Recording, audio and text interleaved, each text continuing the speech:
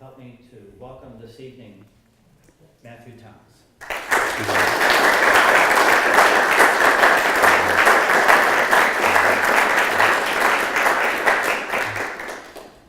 Thank you, Father Peter, and thank you all for coming to join for this and come and listen.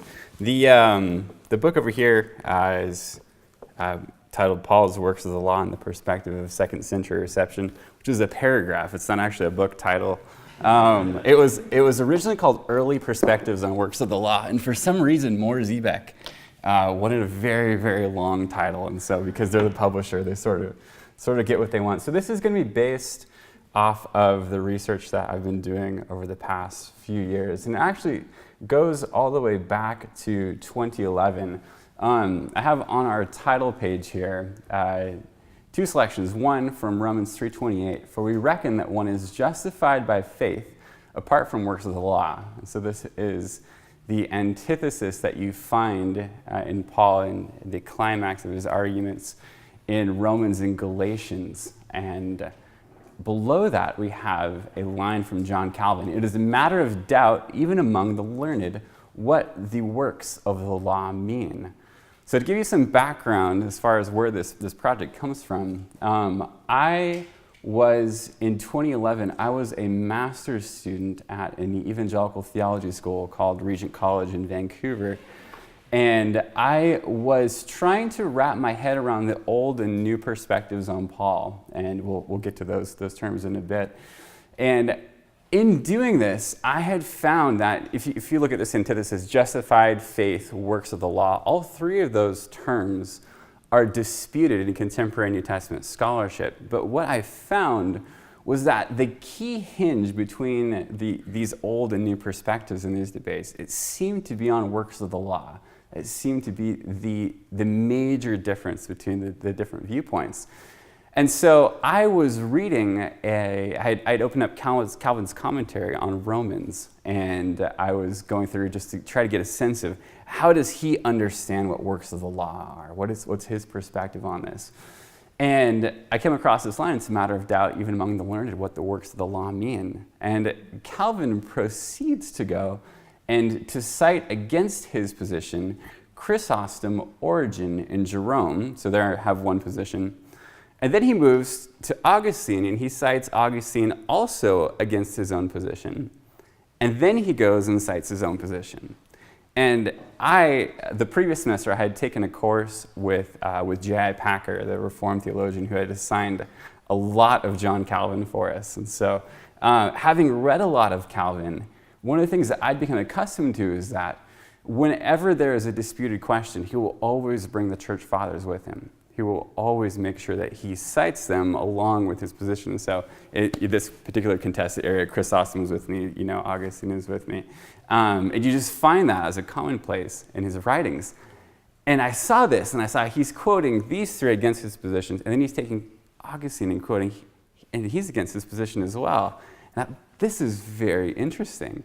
I couldn't recall a time when I had seen something like this from Calvin. And so I thought to myself, if you looked in the earliest church fathers, the earliest sources that were closest to Paul, and you studied Paul's earliest readers, what would they seem to mean by works of the law?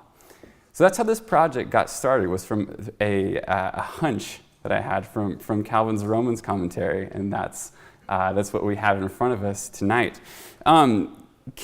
Just by a show of hands, who here is familiar with the debates between old and new perspectives on Paul? A little bit. I'm seeing a lot of halfway hands as well. Good.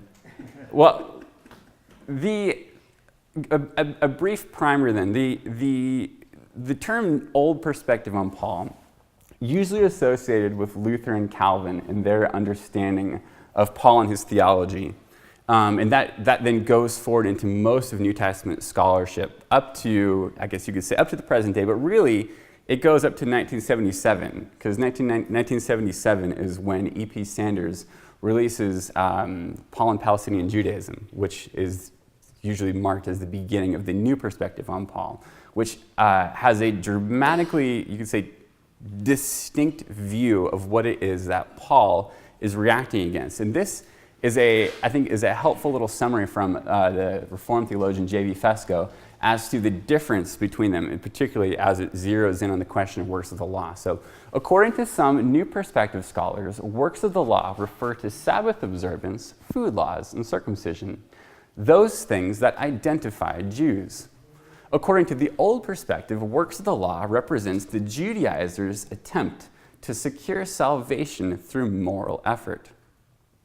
Now, those are quite different. They're going to lead you to quite different conceptions of what it is that Paul is engaging with in Romans and Galatians, and also what it is that he wants to put forward as what's distinctive about Christianity in relation to Judaism. And so it's quite important to get this right, I think.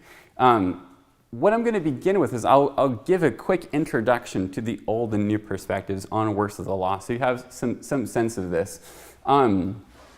When you're looking at works of the law, it's helpful, I think, to break it into three categories. So first category, meaning. What works of what law are we talking about?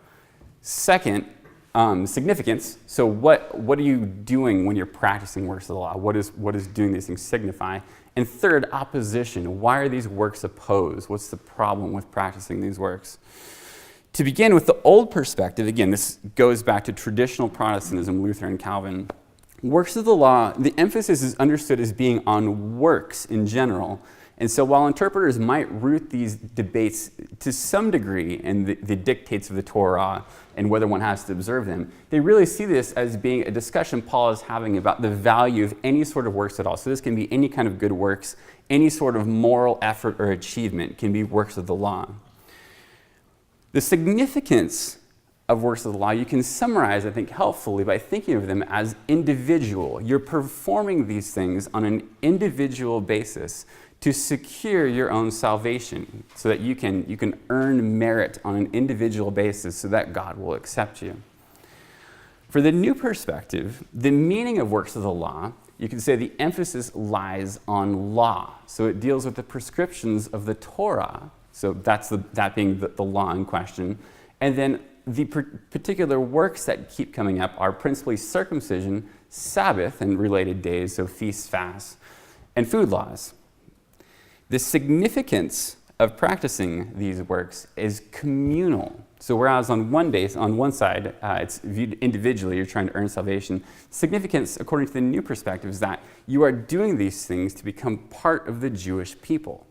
That's according to the new perspective, if you're looking back in the first century, that's the significance of being circumcised. It's not that you're trying to earn a certain amount of points before God so that he'll accept you, but this makes you part of the Jewish nation. And the way that the logic runs is that the Jews are God's chosen vehicle of salvation. They're God's chosen nation. And so if you want to have salvation, you need to be part of this group. It's a group identity marker. When we get to the question of opposition, things start to get a little more complicated, but they also get more fun, so bear with me. I know for an introduction and primer, this might seem like a lot, but this is where you really get to some of the genius on both sides, regardless of whether or not you agree with him.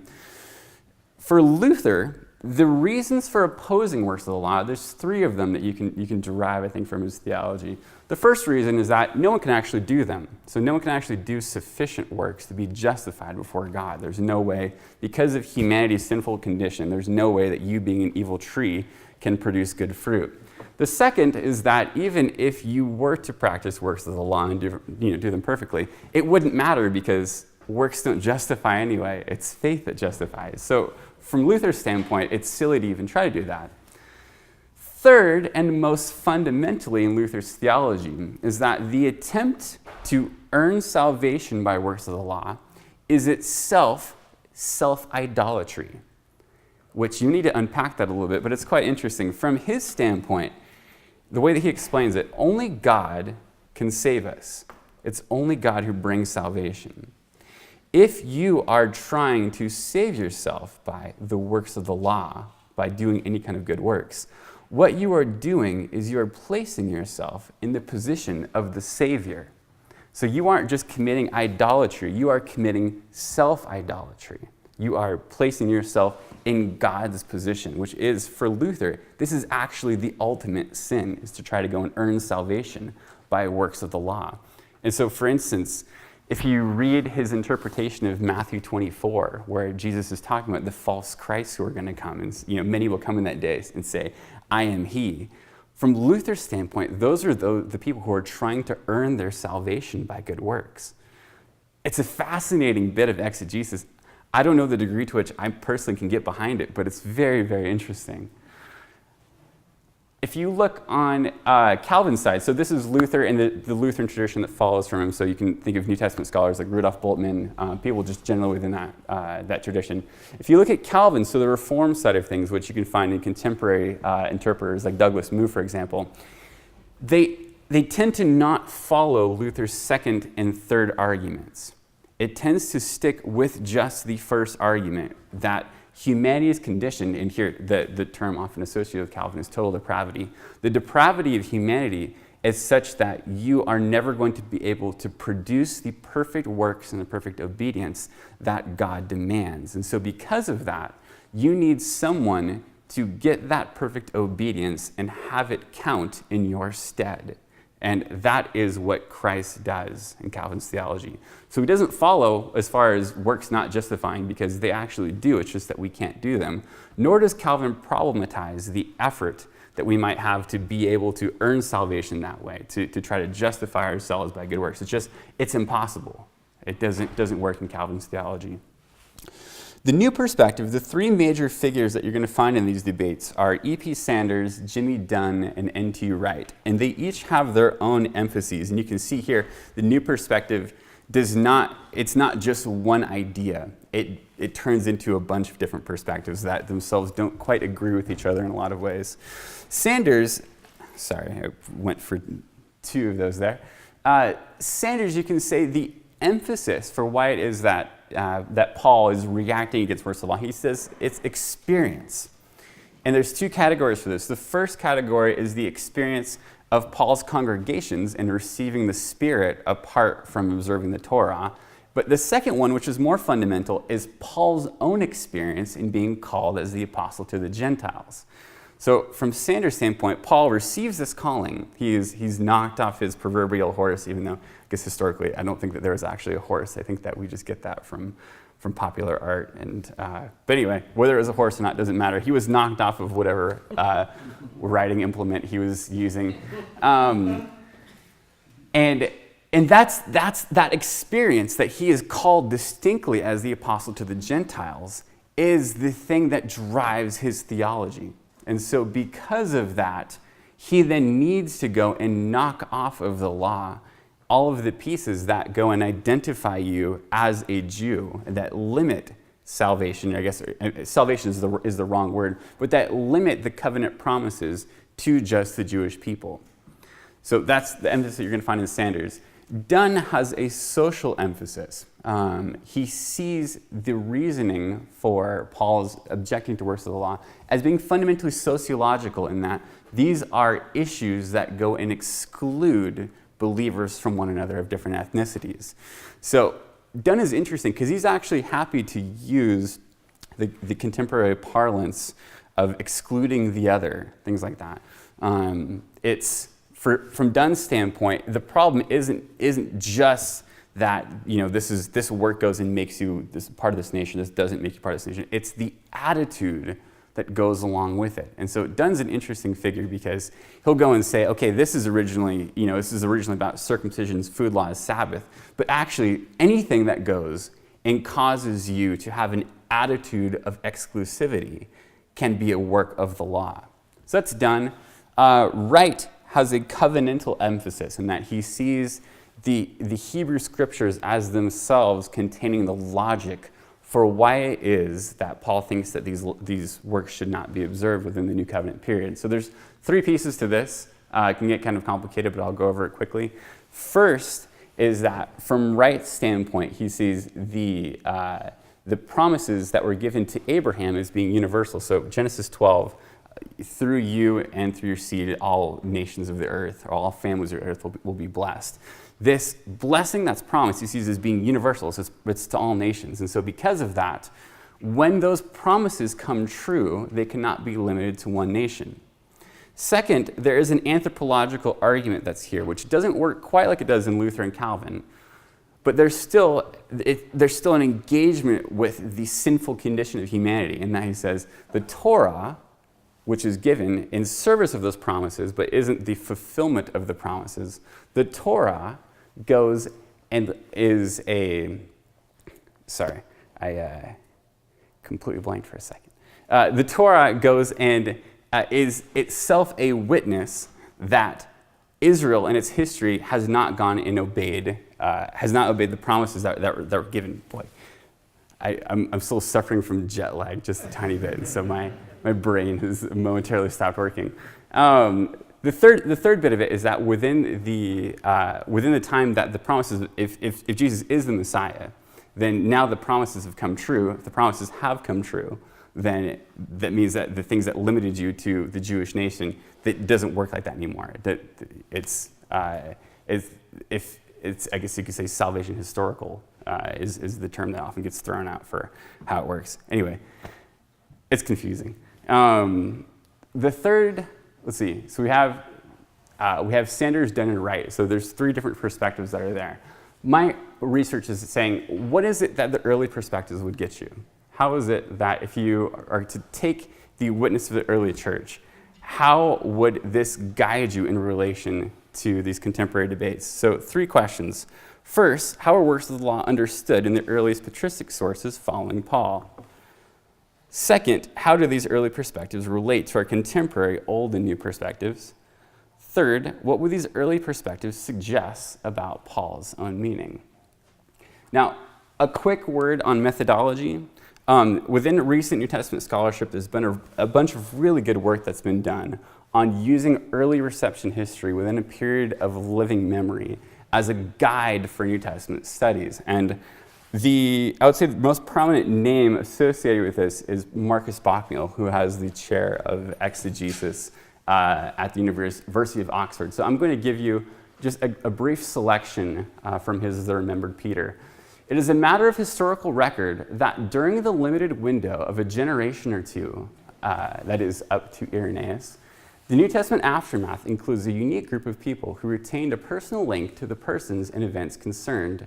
The individual and communal memory of that early period offers us an interpreted appropriation of the past by people who personally retain experiential and cultural links to the events, historical links that are closer than ours can ever be, even with the best historical methods. So what Bockmeal is proposing is that you look at the early tradition that's given there within the first 150 years after the text and events as a guide to the historical realities that they are portraying. For my own study, I examined conflicts between Jews and Christians over works and law within the early Christian writings up to Irenaeus, so around 180 AD, with 3 categories of proximity to Paul. The first category is A, direct evidence, so it cites Pauline verses on works of the law. B, supporting evidence, so they're influenced by Paul and they cite Romans and or Galatians, but they don't necessarily go and make use of verses on works of the law. And then C, circumstantial evidence. It has similar content, but without clear Pauline influence.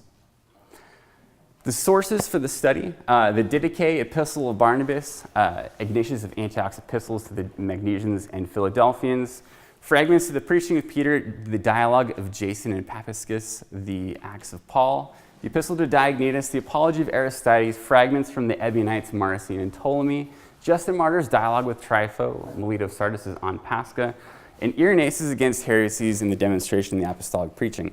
Now, what I'm not going to do is I'm not going to go through all of these sources for you. What I am going to do is I'm going to take you through some of the highlights of what you find in the first century and a half after Paul. And so as we go through these highlights, I'm going to give these to you as primary sources. I'll give you a bit of an introduction to each one. I want you to ask yourself the 3 questions we had in the beginning as far as meaning, significance, opposition. So what works of what law are we talking about first?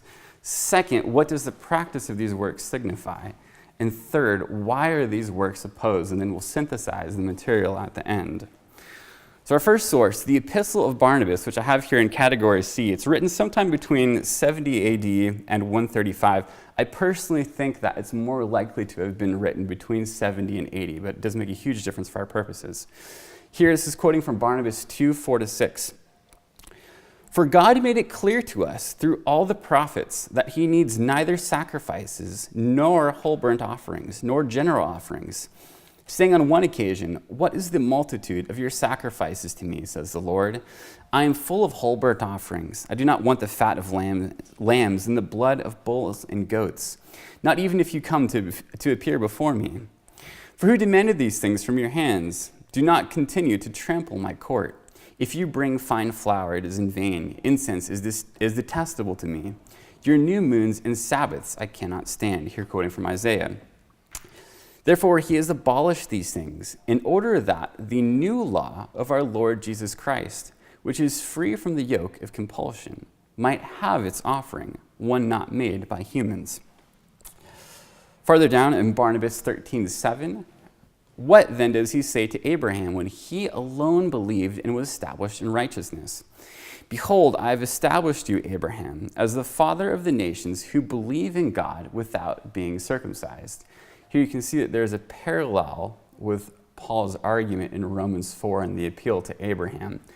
Commentators go back and forth as to whether or not Barnabas is actually drawing upon Romans 4 here. And I myself don't think that the case is conclusive. But it's possible at the very least that there's shared traditions between them. Next, looking at Ignatius of Antioch and his epistles to the Magnesians and the Philadelphians, which is written around 110 AD. This is as Ignatius is en route to his martyrdom in Rome. He's writing letters to the various churches that he has a relationship with. He as the Bishop of Antioch. So this is in his epistle to the Magnesians. Do not be deceived with strange doctrines, nor with old fables which are unprofitable. For if we still live according to the Jewish law, we acknowledge that we have not received grace. If therefore those who were brought up in the ancient order of things have come to the possession of a new hope, no longer observing the Sabbath, but living in the observance of the Lord's day, how shall we be able to live apart from him, whose disciples the prophets themselves in the Spirit did wait for as their teacher? It is absurd to profess Christ Jesus and to Judaize. For Christianity did not embrace Judaism, but Judaism Christianity, so that every tongue which believes might be gathered to God. So here we can see the particular works that are noted here. We have Sabbath, which is replaced with the Lord's Day, the Jewish law and practice of that, which signifies Judaism for Ignatius.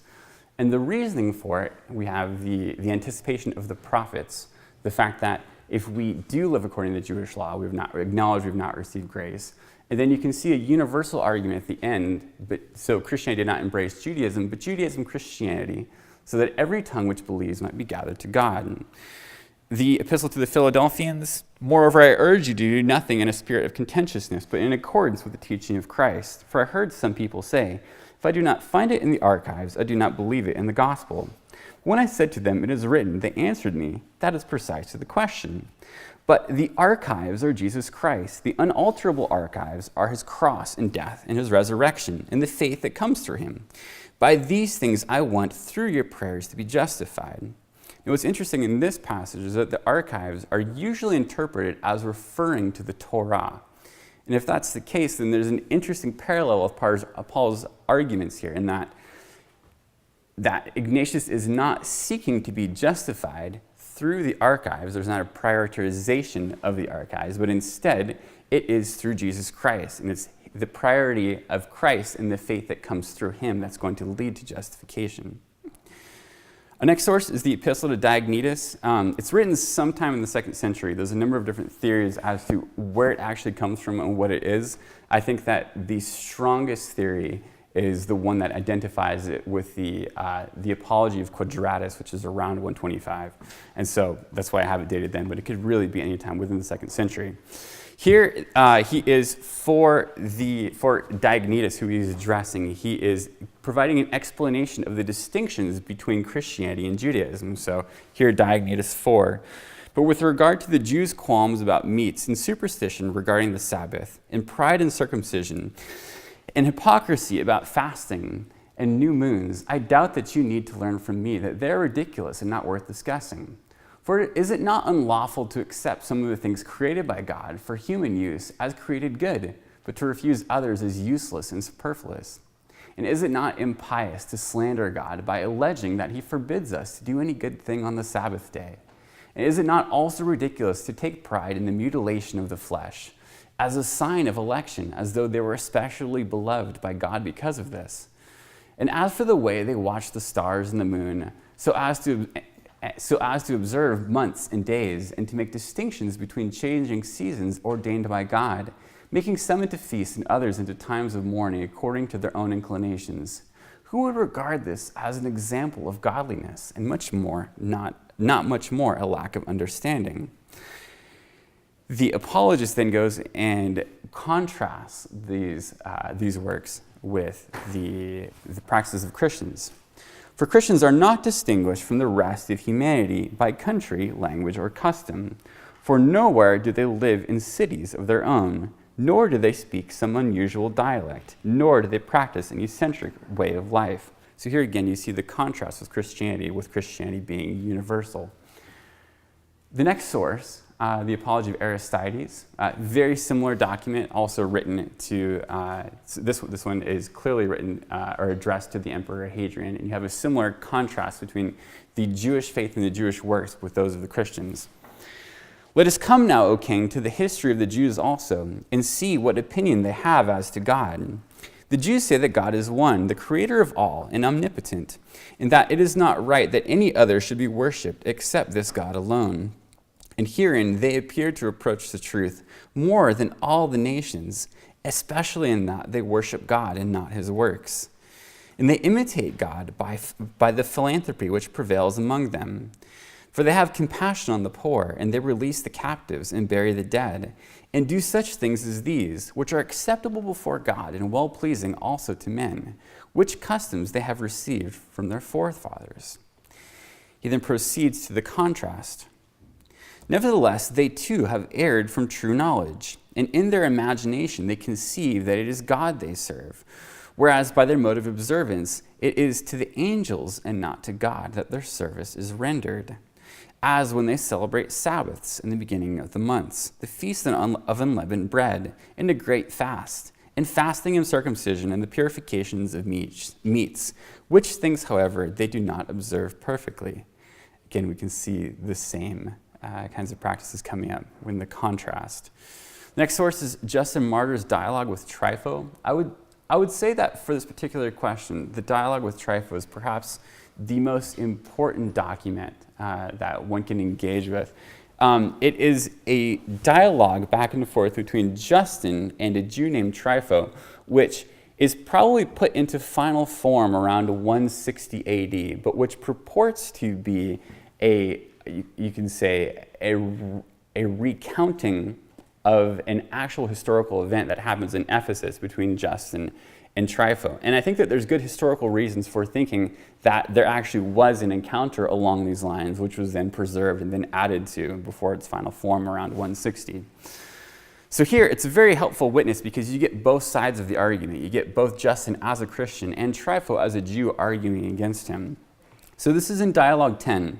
Justin goes, and this is what's happened in the beginning, is Justin has invited Trifle to become familiar with Christ, and he's told his own conversion story, how it was from philosophy and the different philosophies that he had engaged with, which eventually led him nowhere. I hope this doesn't make you want to withdraw from the Dominican School of Philosophy and Theology, but if we can cut that from the tape, that'd be great. Anyway, so that's Justin's story. And he had gone from being a Platonist philosopher to eventually becoming a Christian. And he wants to introduce Christ to Trifle. And Trifle's response is, you should have stuck with the philosophies, which is a very interesting response. And so they have this initial back and forth. And here Justin is going and is presenting the faith to him once again and responding to the charges that Trifle has brought. My friends, is there any accusation you have against us other than this, that we do not observe the law, nor circumcise the flesh, as your forefathers did, nor observe the Sabbath, as you do? Or do you also condemn our customs and morals? Here's Trifle's response.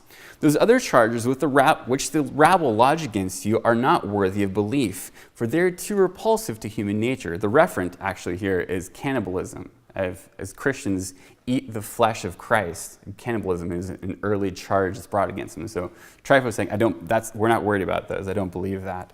But the precepts in your so-called gospel are so marvelous and great that I don't think anyone could possibly keep them, for I took the trouble to consult them. But this is what we, the Jews, are most puzzled about, that you who claim to be pious and believe yourselves to be different from the others, do not segregate yourselves from them, nor do you observe a manner of life different from that of the Gentiles. For you do not keep the feasts or Sabbaths, nor do you practice the rite of circumcision. You place your hope in a crucified man and still expect to receive favors from God when you disregard his commandments. Have you not read that the male who is not circumcised on the 8th day shall be eliminated from his people? This precept was for stranger and purchased slave alike. But you forthwith scorn this covenant, spurn the commands that come afterwards, and then you try to convince us that you know God, when you fail to do those things that every God-fearing person would do. If then you can give a satisfactory reply to these charges and can show us on what you place your hopes, even though you refuse to observe the law, we will listen to you most willingly, and then we can go on and examine in the same manner our other differences. Here's Justin's response. And I answered him, Trifle, there will never be, nor has there ever been from eternity, any other God except him who formed the universe. Furthermore, we do not claim that our God is any different from yours, for he is the God who, with a strong hand and outstretched arm, led your forefathers out of Egypt. Nor have we placed our trust in any other, for indeed there is no other, but only in him whom you also trusted, the God of Abraham, and of Isaac, and of Jacob. But our hope is not through Moses or the law, otherwise our customs would be the same as yours. Now indeed, for I have read, Trifle, that there should be a definitive law, and a covenant more binding than all the others, which now must be respected by all those who aspire to the heritage of God. The law promulgated at Horeb is already obsolete, and was intended for you Jews only, whereas the law of which I speak is simply for all men. Now a later law in opposition to an older law abrogates the older. So too does a later covenant void an earlier one. An everlasting and final law, Christ himself, in a trustworthy covenant, has been given to us, after which there shall be no law or commandment or precept.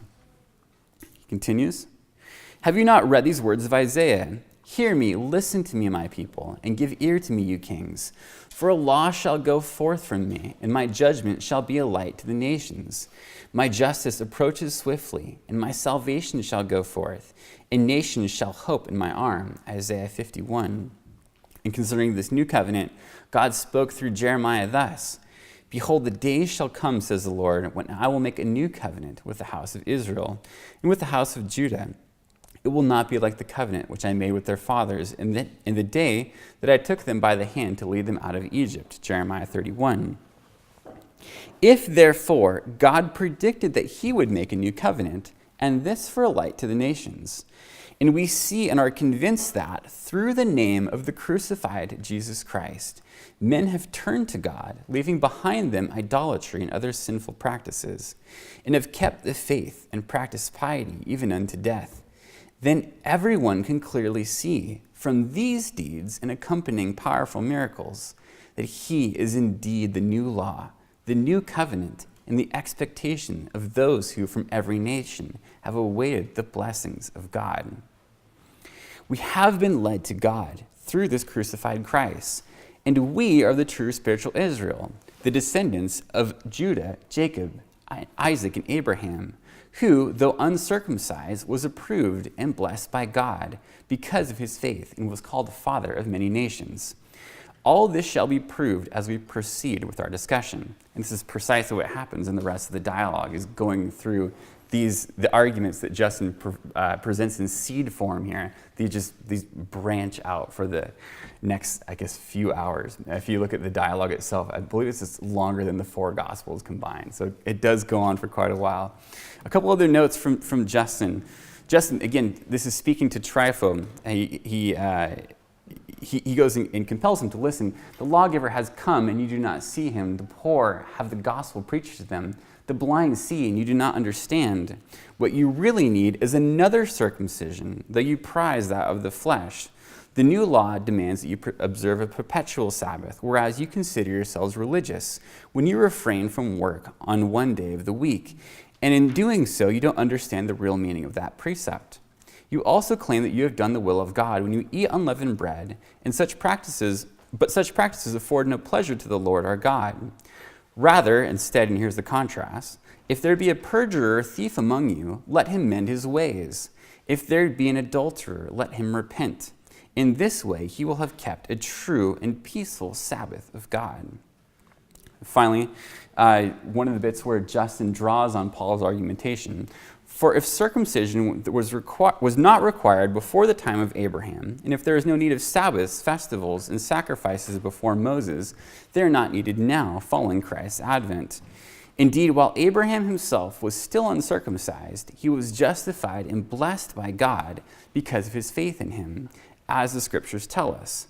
Furthermore, the Scriptures and the facts of the case force us to admit that Abraham received circumcision for a sign, not for justification itself, which you can see drawn directly from Paul's argumentation in Romans 4 and Galatians 3. Finally, our last source is Irenaeus Is against Heresies. Irenaeus is an especially interesting figure for us because this is the first, I guess you could say this is the first Pauline theologian in the sense of someone that we know who is operating with a full Pauline canon as we know it. He's often regarded as well as the first great Paulinist. I'm going to go and give you, so there's so much good content here, but I feel like if I go through this, I could bury you all in it. And so I'm going to take a couple of selections here. I'm just going to take this first bit and I'll skip the rest, but I'll make the PowerPoint available after this because the rest of the argumentation in Irenaeus is extremely helpful and valuable. So I want to make sure I make this available for you. This is in Against Heresies, Book 4, Chapter 13. And Chapter 13 and Chapter 16 are the two sections, I think, which have the most useful information on this question. So I'll give you what's from 13 here. And it is shown from his words that the Lord did not abrogate the natural precepts of the law, by which man is justified, and which also those who are justified by faith and who please God did observe prior to the giving of the law, but that he extended and fulfilled them. For, he remarks, it has been said to them of old time, do not commit adultery. But I say to you that everyone who hath looked upon a woman to lust after her hath committed adultery with her already in his heart. Matthew 5. And again, it has been said, thou shalt not kill.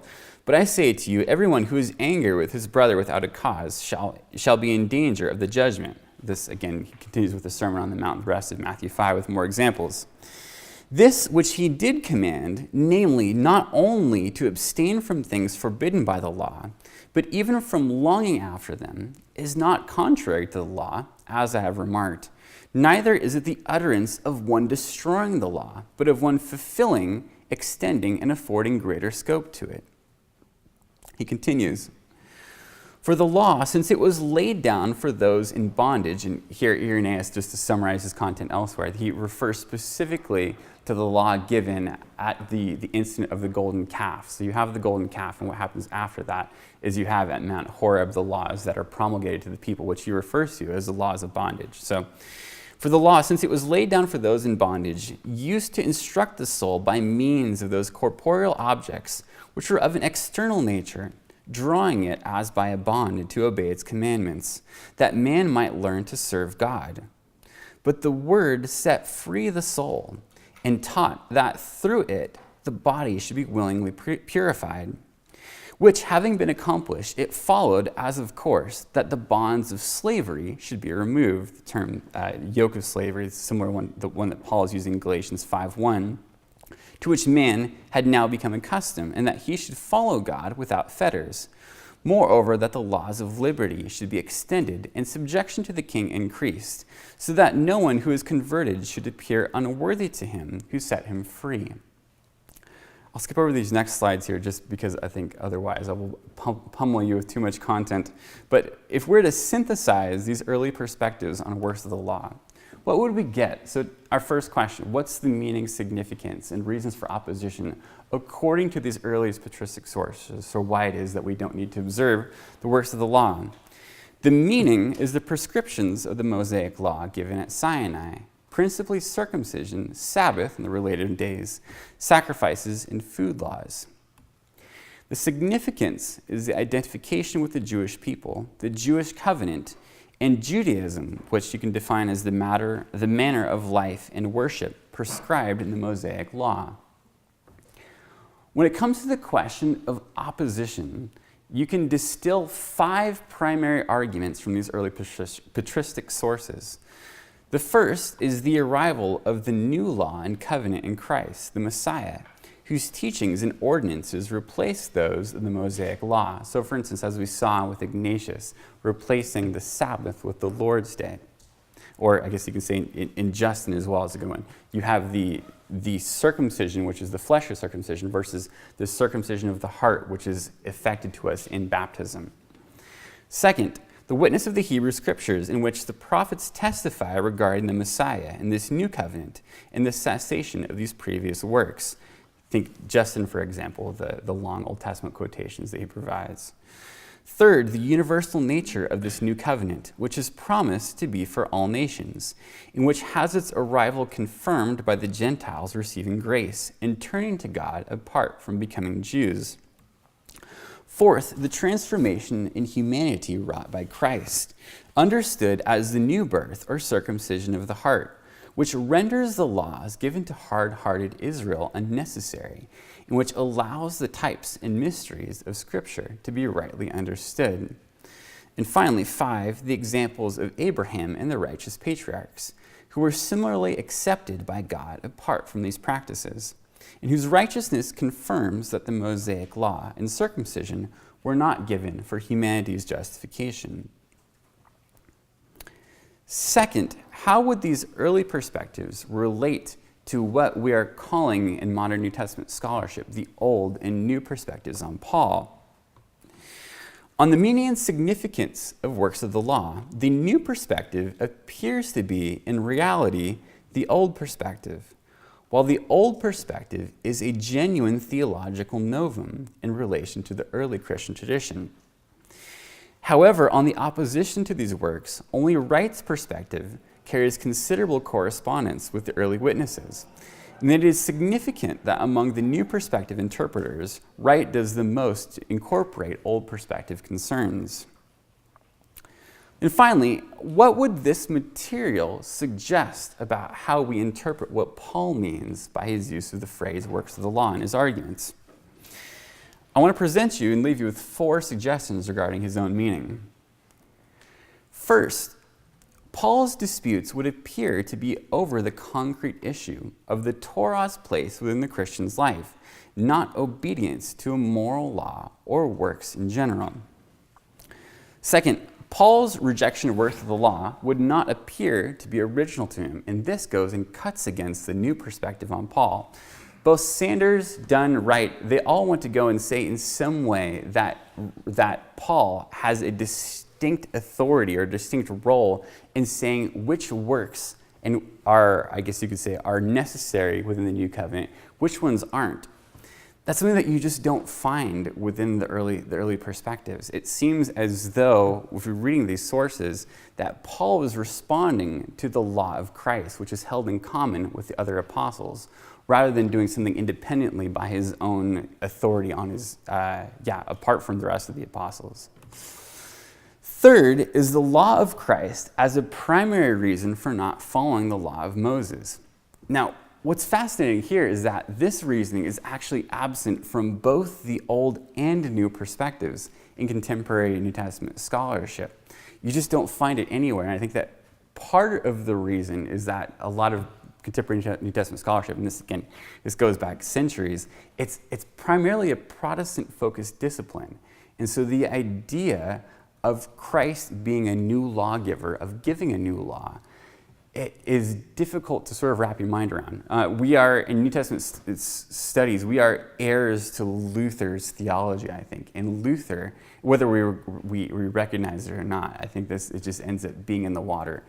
And Luther in his theology seeks to divide Moses and Christ as far from one another as possible. And he really tries to go against the idea of Christ as a lawgiver.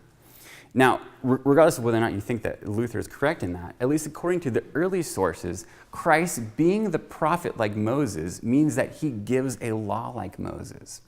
And so within the New Covenant, if the New Covenant has actually come, then he is going to go and give precepts in accordance with the new heart that he gives as well. So if Moses gave precepts in accordance with the hardness of Israel's heart at Horeb, now, with Christ giving a new heart, he now also gives precepts in accordance with that, which is how the Sermon on the Mount is interpreted.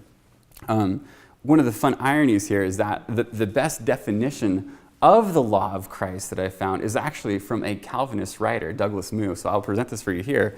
Precisely because the phrase serves as the New Covenant counterpart to the law of Moses, we should expect the reference to include all of those teachings and commandments set forth by Christ and his inspired apostles, including Paul. Then, finally, this material would suggest that the conflicts that Paul has over works of the law are not at heart about the Mosaic law or works at all, but are actually at heart about Jesus' identity as the Messiah. One of the things that's striking, if you follow Justin's dialogue with Trifle, is that in the structure of it, the first half of it, they're arguing back and forth about various works. Why don't you need to be circumcised? Well, why don't you have the new circumcision? And they go back and forth on all these things. Eventually, they reach a point in the argument where they recognize that if Christ is the Messiah, he is the new lawgiver. And if he's the new lawgiver, then his law will take precedence over the law of Moses. If that is the case, then the real question is he the Messiah? Is he actually the new lawgiver? And so the second half of the dialogue with Trifle they don't touch the question of works of the law. That's not the thing that's actually at the heart of the issue. The heart of the issue is whether or not he actually is the true prophet like Moses. And what's fascinating is you find the same structure followed in later Christian Jewish dialogues. And so when you have Tertullian, for instance, writing an answer to the Jews, the same thing. It begins with works of the law. And then it gets to a point where it says, this is actually all about the messiahship of Christ. If Jesus actually is the Messiah, then he is the one who we follow. He is the one whose covenant is now has the works that we need to go and obey, which are now meant for all nations and for all people, and not just for the Jews. I'll wrap up there because I will destroy you, I think, if I give any more information. But thank you very much for your attention. I appreciate it.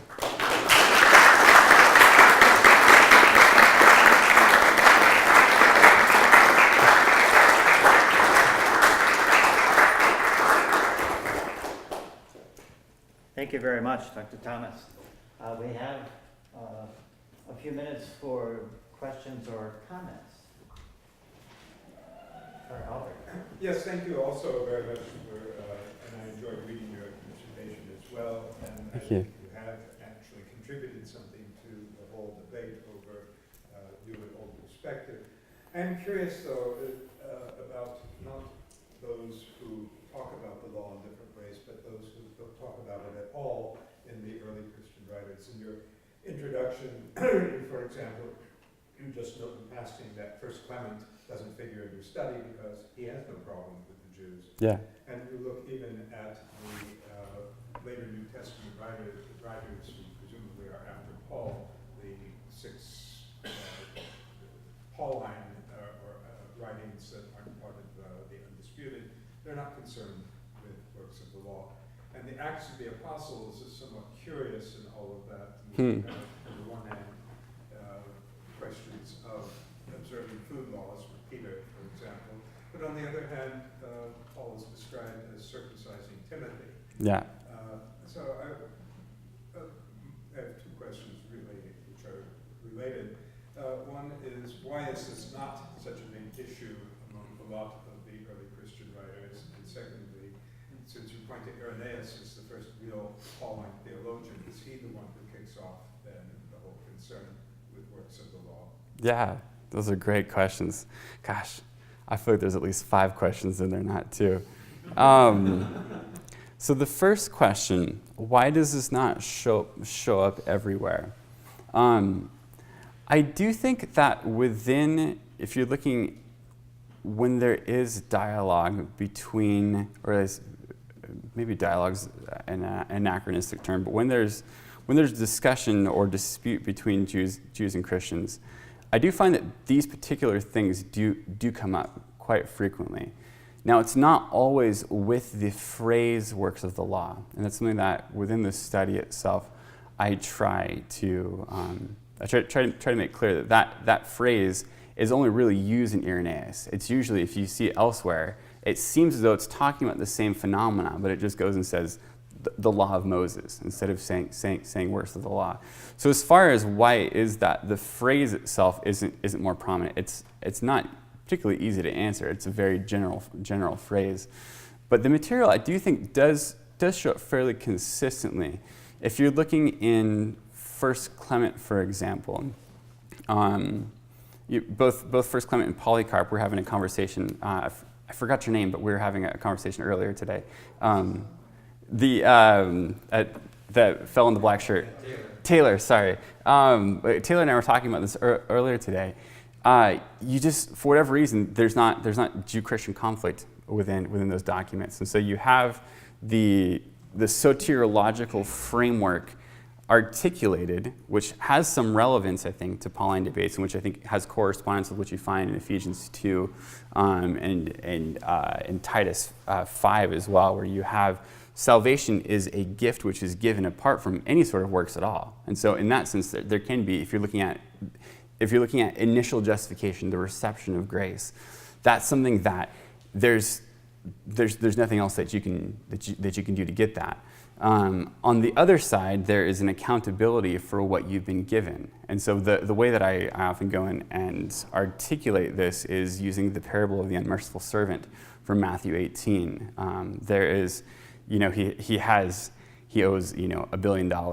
If you adjust for inflation, and he can't do anything. There's no way he can pay it, and he's shown mercy. He asks for mercy. The master, the king, has compassion on him. He shows him mercy, and so there's nothing he could have done to earn that in any sort of way. But he is accountable for that mercy, and he does nothing with it. He doesn't actually go. He's not transformed by that mercy, and so because of that, the whole judgment is placed back on him. I think that framework fits onto, I think, early Christian soteriology. I think it fits onto Paul's soteriology. And I think that's held more or less in common elsewhere. I think that's held more or less within Jewish sources too. The question is, how does the Mosaic law relate to that? And there's a sense in which that's sort of 2 different discussions. It's easy to conflate them, and they are related as well, but they're not precisely the same discussion. As far as that goes, I don't know within early Jewish writings in this period if there is a clear example of that soteriological framework of there being Jewish sources that would go against that. And Jimmy Dunn, I think his work in this area is quite helpful in saying that from a Jewish standpoint, the idea that we are brought to God's grace without any sort of prior merits that we could hold. For a Jew who follows their own scriptures, this should be Israel's most fundamental theologumenon. If you look at Deuteronomy 9:5, it's not by your own righteousness that I've brought you into the land. And that's just stated over and over. This is not because you have any sort of prior merit. And my sense is that Jimmy Dunn is right there. I think he's correct. So that's a bit on the first question. I actually can't remember the second question. If you could restate it, that'd be great. It's unimportant. It was really whether I wasn't focusing so much on the phrase of works of the law as the concept that you have presented it. And all I was asking was whether Irenaeus is the one who crystallizes it all. Thank you very much. No, that's very helpful. My inclination is to answer in the negative. Just because even though Irenaeus is operating with, you could say, a fully orbed Pauline canon, in that, disputed, undisputed, has the traditional canon that's there. You still have theologians prior to Irenaeus that I really think you can call Pauline theologians. And so with Ignatius of Antioch, I think that it's pretty well beyond dispute that the most fundamental theological source for him is Paul. It's where you find the most allusions. He sees himself as walking in Paul's footsteps.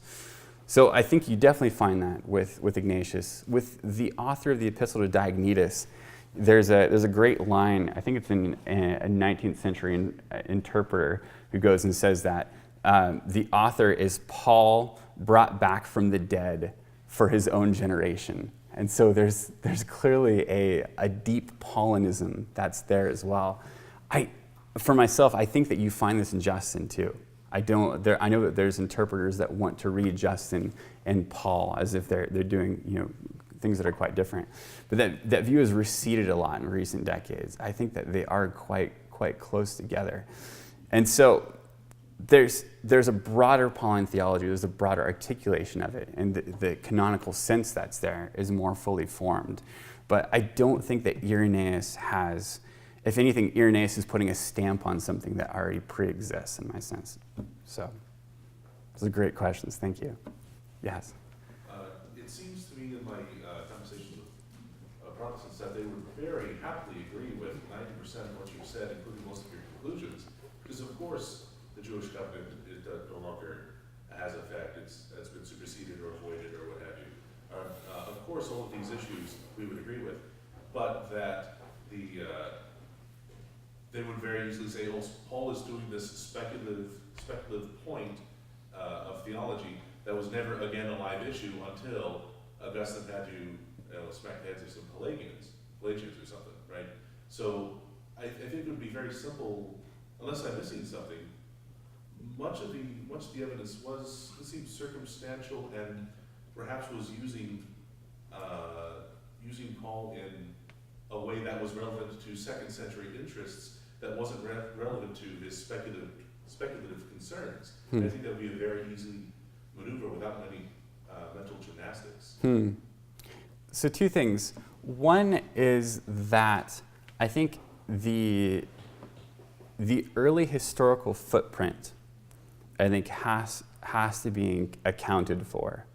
And so if Paul's meaning was really about this broader thing with works in general, I think the absence of that from the historical footprint when you're looking at analogous debates, I think that requires explanation. And I think that it also requires explanation why you find these other things as the consistent points that are there.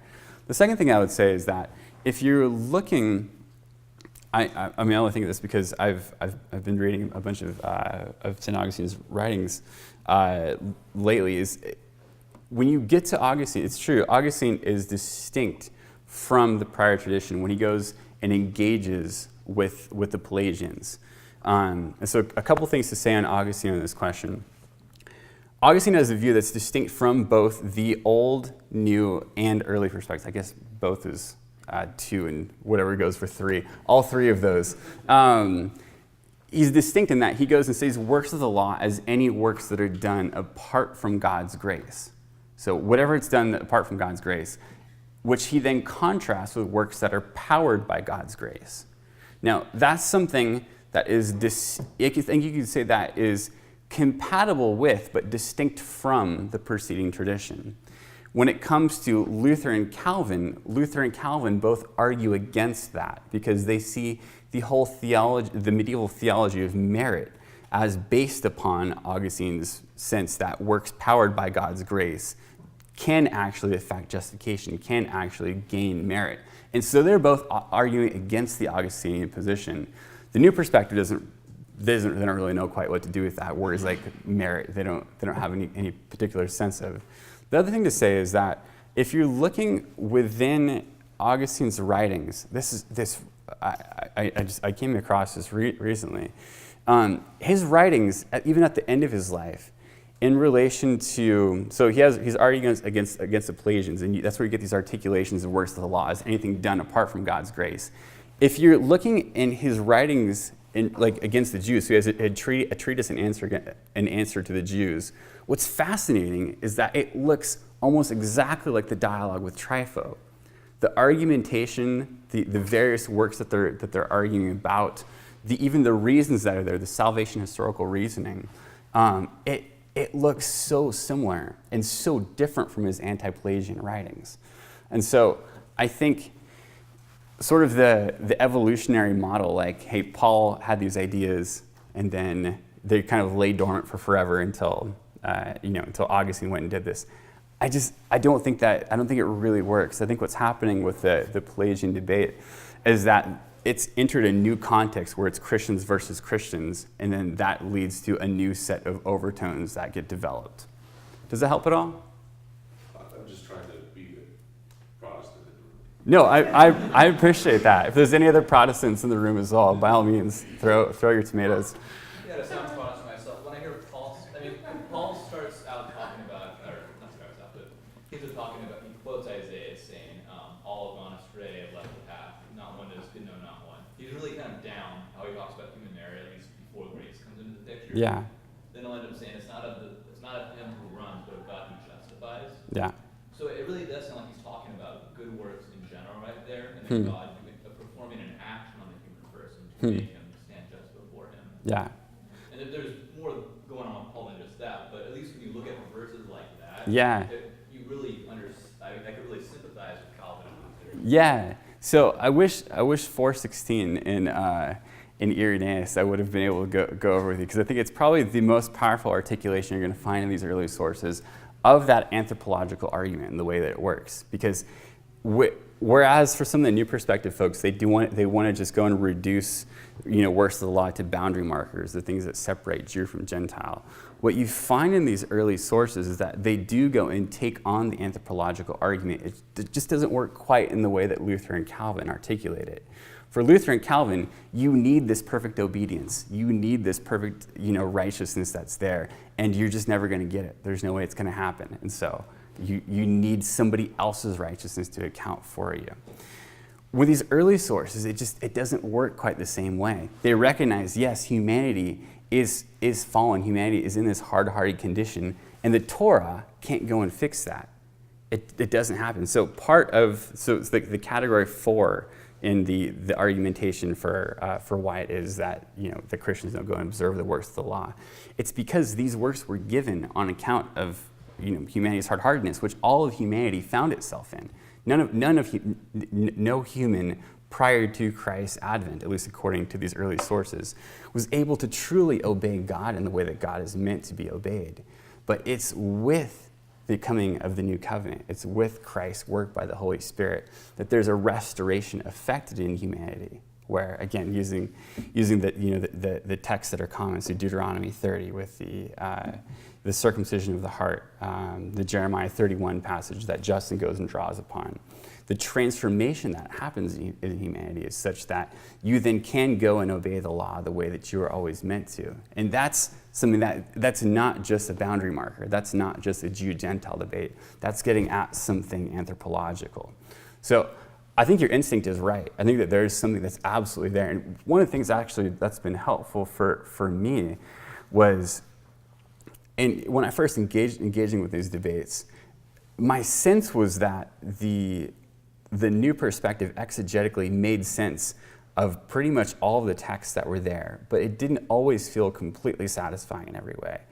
And part of what I appreciate about these early sources is that anthropological reasoning, the fact that humanity itself stands in need of a cure that the Torah is unable to provide, that's accounted for so fully in these sources. You might not get it fully orbed when I'm trying to scroll through a century and a half in 20 minutes, but it really is there, and I think it's quite powerfully articulated. So anyway, just to say, I think that your instinct is correct. And if you come across New Perspective reasoning, which seems insufficient in this regard, there's a chance that you could be right on this. I find that Tom Wright's material is the best of the new perspective figures on this, but even he isn't entirely consistent.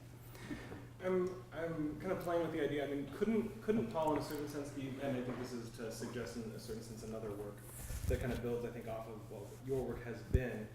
Couldn't Paul both be talking about, in a sense, if you kind of construe the Torah as the Mosaic cult, couldn't you have him sort of talking both against or making distinctions? You know, if you're preaching to Jewish people, you know, necessarily the works of the Jewish cult are going to come up.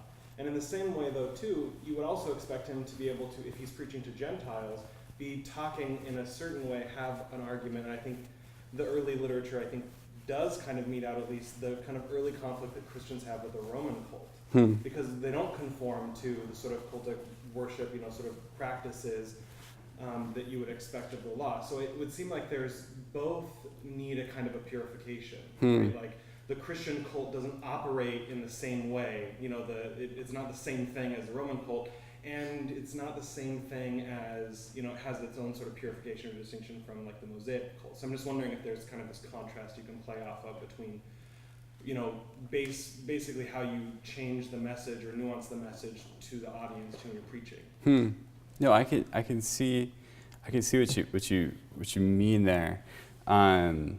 And yeah, I think that there's something to that, in that this is, you know, it is specific to the Jew Gentile, you know, or Jew, you know, Christian conflicts. And so part of what I would try to do with this is to say, what are these things actually about, at least within these particular conflicts? Because it's important from a Catholic theological standpoint. It's also important from a standpoint of engaging with Jewish thought as well. Because if we take this early interpretive material seriously, then a lot of, at least the history of New Testament scholarship has been misrepresenting what it is that the Jews were doing and what they thought of, you know, about their own religious, you know, framework. I mean, you find, Bultmann is, I think Bultmann is quite guilty of this. Others within the Lutheran vein, Ernst Käsemann and things like that, they end up saying things like, this is a quote from Ernst Käsemann, Paul is attacking the inner Jew in all of us, which is, you're led into areas that I think you just kind of take whatever, you know, it's like almost any stick is good enough to beat this, you know, this Jewish interlocutor with, which isn't helpful to anyone, I think. I think it's, part of what's helpful about these materials is to actually say, where are the points of distinction? What are they actually holding to? And it's interesting, what you get from Justin and Trifle with their back and forth, you see re-articulated over and over. So Tertullian, in his Apology that he writes to the Senate, he goes and identifies the only difference between Jews and Christians is that Christians think that Jesus is the Messiah. Everything else he affirms with the Jews. He thinks everything else is correct. This is the one difference according to Tertullian. Anyway, I think the material is helpful for clarifying what is it. You know, what is Judaism? What's the distinction between that and Christianity? So, Father Brian. So this might come off as it might be a pointed question, or it might show my ignorance of what you did, but. Going back to your response to Brother Matthew, to some degree, that was Brother Matthew there. Yeah. I'm wondering if the methodology ends up maybe giving us a skewed view of what the early writers are going to say about Paul, because we focus on works of the law. Mm. It seems to bring out possibly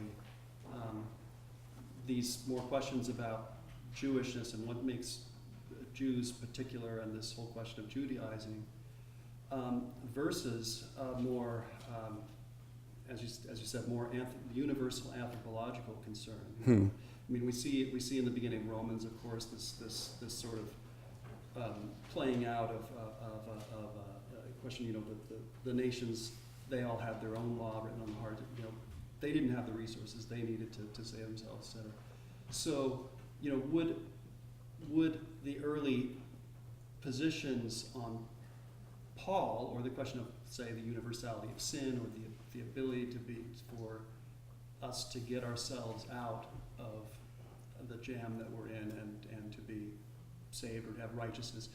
Would the answer to the question of what they said about Paul be different if, instead of focusing on what they said about works of the law, we focused instead maybe, I don't know, righteousness or salvation? So what do you Yeah, no, it's a great question.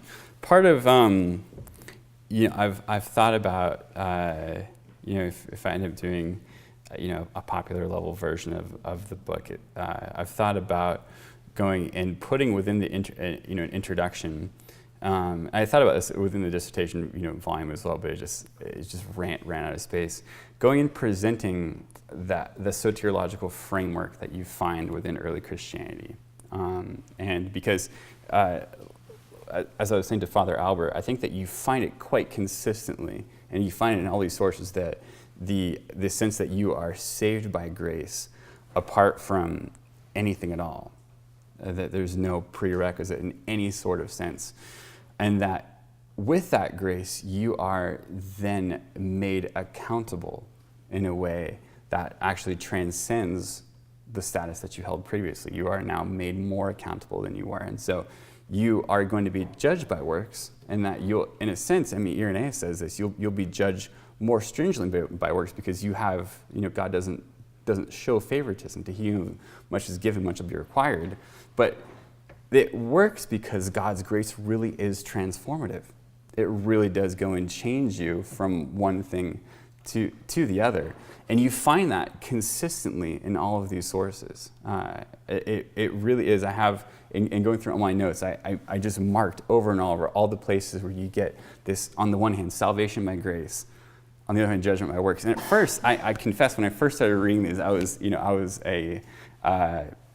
just as an evangelical, I had difficulty holding those ideas together, because I didn't know how you could be, both of those could be true at the same time, because I didn't see grace as something that actually came into your life that transformed you from one thing to another.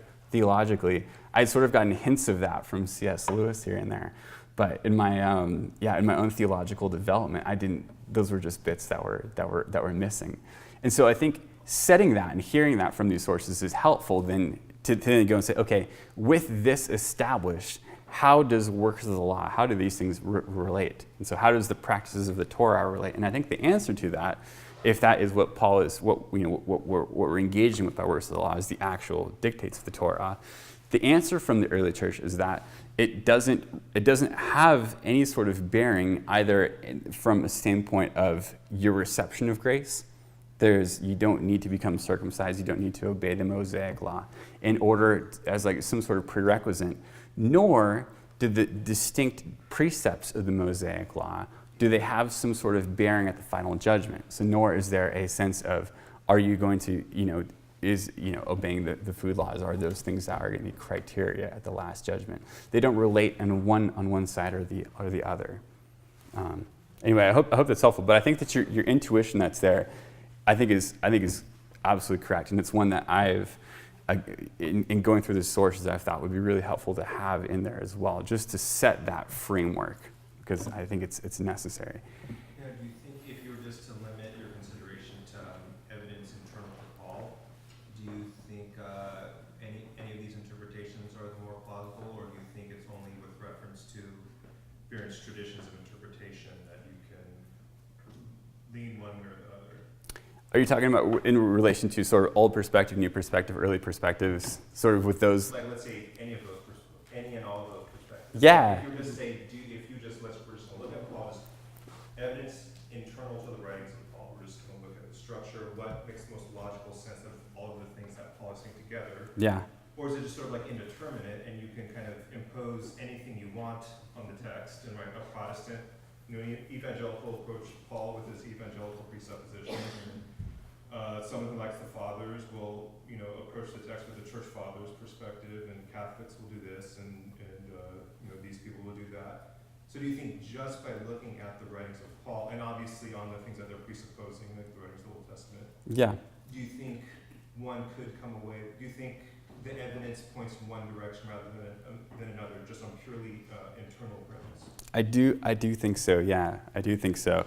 I mean, part of why I ended up going down the road. So I did my first study on this in 2011, and then this then ended up becoming a dissertation. And so I've been writing on this topic from 2011, since 2011. But part of really the major reason why I've continued in looking into early reception history for clues for Paul's meanings is because I found that the material itself was really helpful of making sense of Paul's arguments in ways that I was not able to make sense of them previously. So if I'm going back to the Pauline data, I find that it has a greater explanatory force when it's informed by the early material.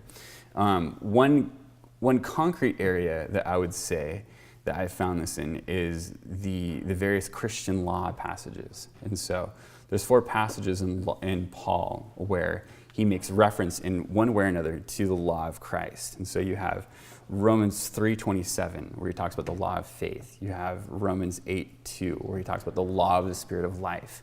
You have Galatians 6:2, where he uses the phrase law of Christ, bear one another's burdens and so fulfill the law of Christ.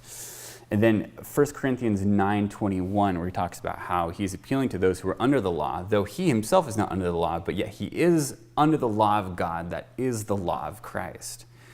Those 4 passages, New Testament scholars often have no clue what to do with those. They have no idea. And so a lot of the time, they're just dismissed as just rhetorical ploys. Like Paul is just playing with the word law because he thinks it's fun or whatever. Like he thinks his audiences are going to get a kick out of how he keeps throwing the word law around. And so like Heike Raisin, for instance, is one New Testament scholar who that's kind of the way he approaches it. I never found that satisfying, but I also didn't really have a sense of what could he be meaning there. And after going and engaging with this material and seeing how everyone following from Paul, his earliest interpreters, see the law of Christ as, again, precise because the phrase serves as a new covenant counterpart to the law of Moses, which you expect the reference to include all those teachings and commandments set forth by Christ and his inspired apostles. So the teachings, the commandments, the ordinances that Christ goes and gives. That, for me, makes sense of those passages in a way that I haven't been able to make sense of them prior to that. And so yeah, it's just to say I don't think it's sort of like an anything goes, like take your pick, project whatever you want there. I think that, in my sense, is that it really does make more sense of Paul internally. So. Well, I want to thank all of you for your insightful questions, and thank you, Dr. Thomas, again for a very provocative discussion and presentation. And any other questions you might have, or something you'd like to talk to Dr. Thomas about, you can do so over a glass of wine, a glass of water, a brownie, or a cookie. Thank you so much. Thank you.